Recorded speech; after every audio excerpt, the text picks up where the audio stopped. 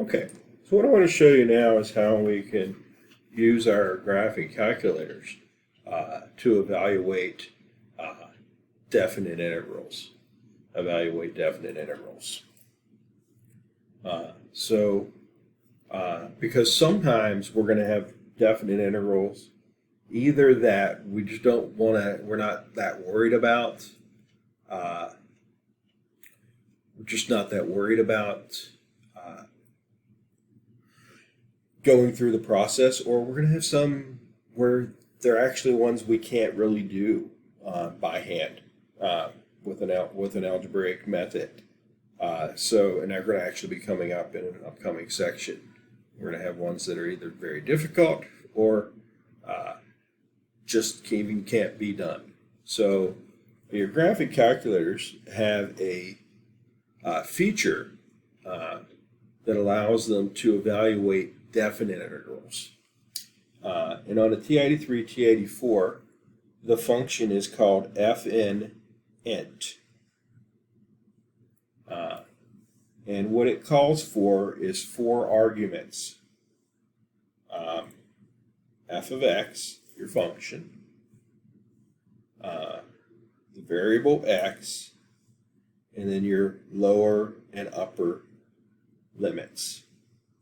All right, so if you were doing the integral, so that's the same as the integral from a to b of f of x dx. In fact, some of them even display it that way.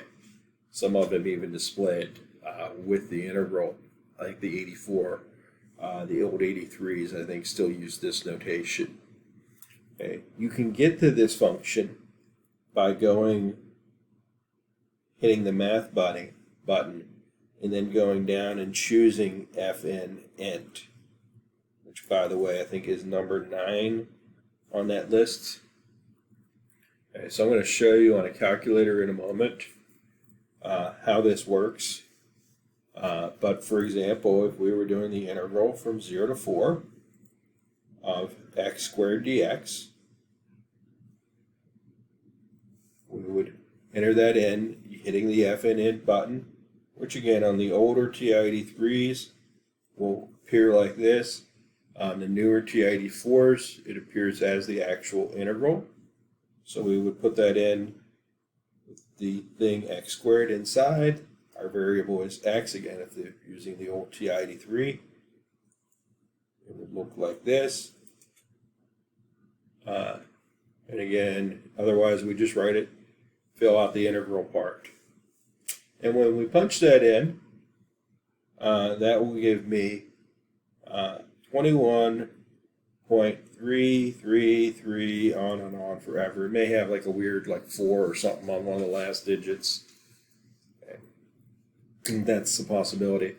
So that gives me a decimal answer. We really like fraction answers if we can have it. So fortunately, you can take this answer and turn it into a fraction by hitting your math button again and choosing the convert to fraction button, which is usually, I think, pretty near the top, if memory serves me.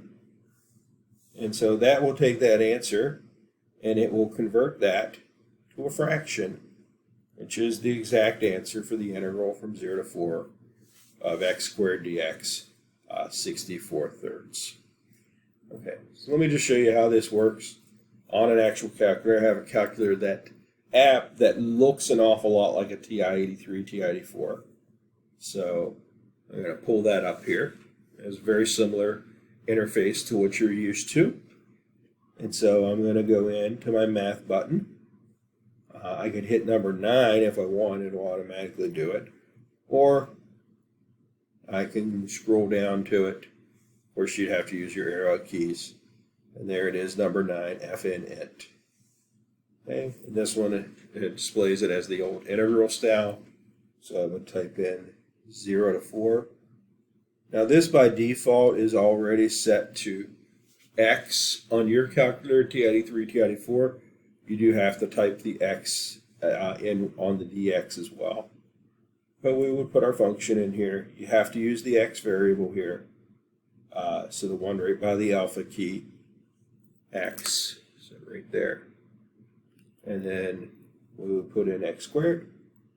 And in mine, it already has the dx. Again, yours, you would just type that in, because yours can do for any variable. And then we hit enter. And you can see I get the 21.3333 repeating.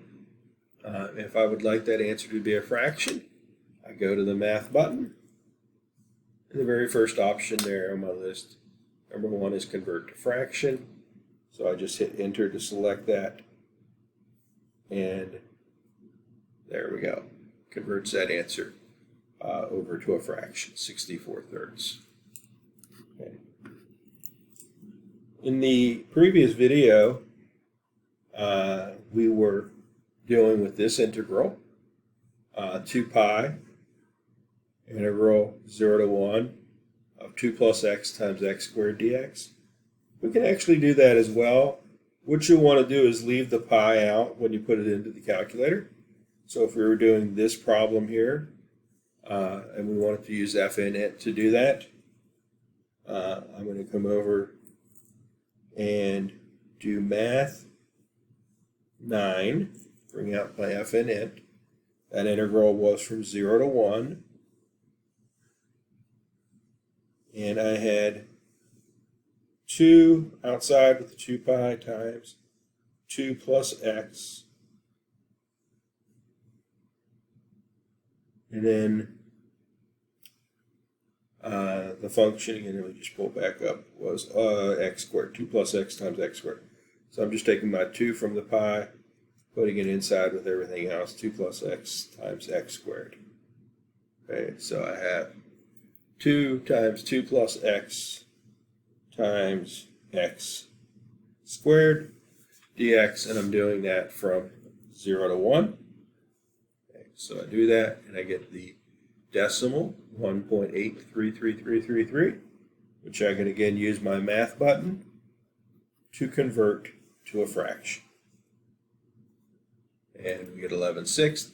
And then, of course, we would add on our pi variable and get our answer 11 pi over 6.